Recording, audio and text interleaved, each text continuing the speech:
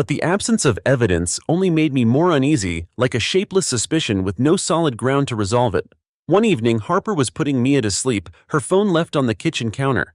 A message notification from Daniel popped up on the lock screen. "Hey Harper, have you checked out those STEM program materials for preschoolers I sent you? Let me know if anything's unclear." It was just a work-related inquiry, but immediately a hot sensation surged in my chest. I picked up the phone, reading the message over and over. Harper hadn't replied yet.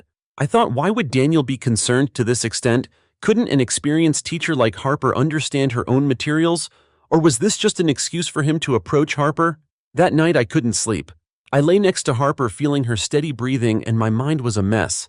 I told myself I had to trust my wife, but the demon of jealousy in my head kept whispering, "Trust, is that true? No two men are naturally that enthusiastic with each other." I started paying more attention to Harper, to her every gesture, every look, every word. I looked for unusual signs, though there were none. I knew I was doing something wrong, but I couldn't stop. And then that invisible hand began to meddle in my life. My family's once peaceful life, like a soft piece of silk, suddenly saw strange threads appear, subtle stitches woven by an unseen cold hand. Things started to get worse when I received anonymous messages. They came from an unknown number or sometimes through a fake Instagram account. At first they were just vague hints. "Hey Elijah, keep an eye on your wife. A beautiful lady like her is easy to lose, especially in this city." I ignored them. But then subsequent messages became more specific, hinting at Harper and Daniel.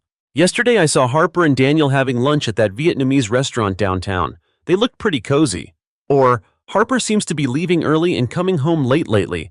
Do you know where your wife goes?" These messages were like pouring oil on the simmering fire of jealousy within me. They didn't provide concrete evidence, but they perfectly targeted my insecurities. I started following Harper. I lied, saying I had urgent work at the company, then secretly drove my Honda Civic behind her. I saw Harper having lunch with colleagues from school or shopping at Target after work. No Daniel, nothing unusual. But each time I failed to find evidence, I felt more disappointed and agitated. It was like a cat-and-mouse game I had created for myself. My suspicion gradually turned into veiled questions, sarcastic remarks directed at Harper. "Do you have another important parent meeting today? I notice you've been texting a lot lately. Are you very busy?" Harper initially found it puzzling. She looked at me with surprise. "What's wrong? Is something the matter?" I responded with a cold, irritable attitude. "Nothing. I just think you've been strange lately." Harper was a smart woman. She quickly noticed the change in me. She asked directly, "Are you suspecting me?" Hearing that, my heart burned. Instead of denying or explaining, I questioned her back. "What makes you ask that? Or are you doing something shady that makes you worried?"